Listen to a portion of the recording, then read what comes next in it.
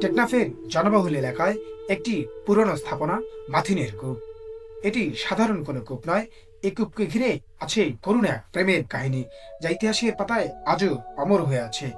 অমরে প্রেমের দুই প্রধান চরিত্র, রাখাইন জমিদার কন্যা মাথিন এবং কলকাতা থেকে আসা সুদর্শন ও চৌকস পুলিশ কর্মকর্তা ধীরাজ ভট্টাচার্য। অপরূপ সুন্দরী মাথিনীর প্রেমে পড়ে যান ধীরাজ। ধীরে ধীরে মাথিনও তা উপলব্ধি করতে থাকেন। একসময় পরিবারও জেনে যায় মাথিন ধীরাজের প্রেম কাহিনী। তাতেও কোনো বিপত্তি বাঁধেনি, কিন্তু মাথিন তার সঙ্গে ঘটে যাওয়া ঘটনা মেনে নিতে পারেনি। কূপকে ঘিরে গড়ে ওঠা দুজনের প্রেম কাহিনী নিয়ে আজকের গল্প।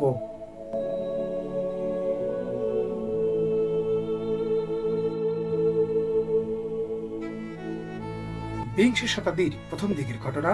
কলকাতার সুদর্শন পুলিশ কর্মকর্তা ধীরাজ ভট্টাচার্য অতি ভয়ঙ্কর ও দুর্গম এলাকা টেকনাফ থানায় বদলি হয়ে আসেন। সবুজ পাহাড়ে ঘেরা টেকনাফ থানা, অদূরে সমুদ্রের নীল জলরাশি। থানায় তার তেমন কোনো কাজকর্ম ছিল না। অনেকটা এখানে সেখানে ঘুরে ফিরে সময় কাটাতেন। থাকতেন থানার আদাবাঁকা ঘরের একটি কক্ষে। একদিন ভোরে একাধিক নারী কণ্ঠের অস্পষ্ট মৃদু গুঞ্জনে ধীরাজের ঘুম ভেঙে যায়। থানার ছোট বারান্দায় এসে দেখেন রং বেরঙের ফতুয়া থামি পরিহিতা 50-60 জন মগী রাখাইন তরুণী কুয়ার চারিদিকে জড়ো হয়ে হাসি গল্পে মশগুল। তাদের সুউচ্চ কলহাস্যে থানা প্রাঙ্গণ মুখরিত। এটি ছিল সমগ্র টেকনাফে একটি মাত্র কূপ। দেখতে পাচ্ছেন মাথিন কূপ চেরাং ঘরের নাম ফলক। রাখাইন সম্প্রদায়ের নারীরা একসময় যে ছোট ছোট ঘরে থাকতেন সেগুলিকে চেরাং ঘর বলা হতো। এখানে মাথিনের কূপের সংক্ষিপ্ত ইতিহাস তুলে ধরা হয়েছে।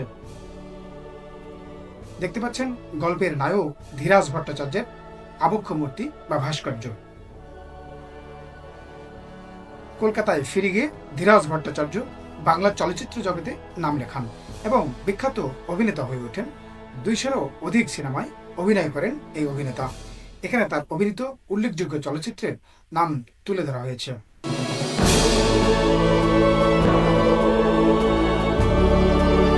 প্রতিদিন তরুণীরা এই কুয়ায় জল নিতে আসতেন, আর ধীরাজ থানার বারান্দায় চেয়ারে বসে তরুণীদের জল তোলার দৃশ্য দেখতেন। একদিন ধীরাজের নজরে পড়ে সম্পূর্ণ নতুন সাজে সজ্জিত আরেক তরুণীকে। সুন্দরী এই তরুণীর নাক, চোখ, মুখ বাঙালি মেয়েদের মতো। নাম তার মাথিন, টেকনাফের জমিদার ওয়ানথিনের একমাত্র মেয়ে। প্রথম দর্শনেই মেয়েটিকে তার ভালো লেগে যায়।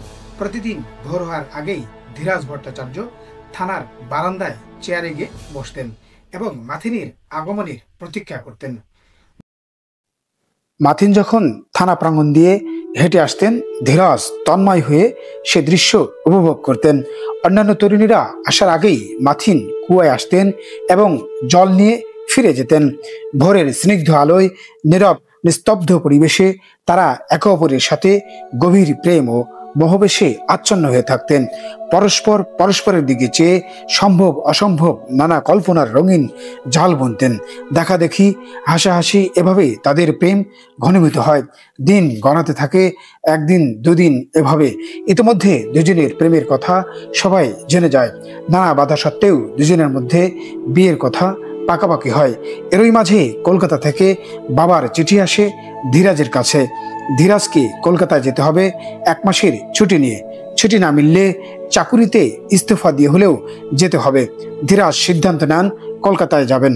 সিদ্ধান্তের কথা মাথিনকে জানানো হলো। মাথিন রাজি হলেন না। তাই অনেকটা বাধ্য হয়ে ধীরাজ এক সন্ধ্যায় টেকনাফ ছেড়ে পালিয়ে গেলেন। ধীরাজের এভাবে চলে যাওয়াকে প্রেমিকা মাথিন সহজভাবে মেনে নিতে পারেননি। মাথিনের মনে হলো বাবার অসুখের কারণ দেখিয়ে ধীরাজ বরং বিয়ে করার ভয়েই পালিয়েছে। প্রাণপুরুষ ধীরাজকে হারিয়ে মাথিন অন্নজল ত্যাগ করে হন শয্যাশয়ী। জমিদার বাবা ওয়ানথিন সহ পরিবারের সদস্যরা শত চেষ্টা করেও মাথিনকে অন্নজল ছোঁয়াতে পারেননি। তার এক কথা, ধীরাজকে চাই। প্রেমের এই বিচ্ছেদে এবং অতি কষ্টে একদিন মাথিন মারা যান। এ কারণে প্রেমের সাক্ষী মাথিনের কূপ দেখে এখনো হাজারো প্রেমিক প্রেমিকা তাদের ঐতিহাসিক প্রেমের কথা স্মরণ করে আবেগে আপ্লুত হন।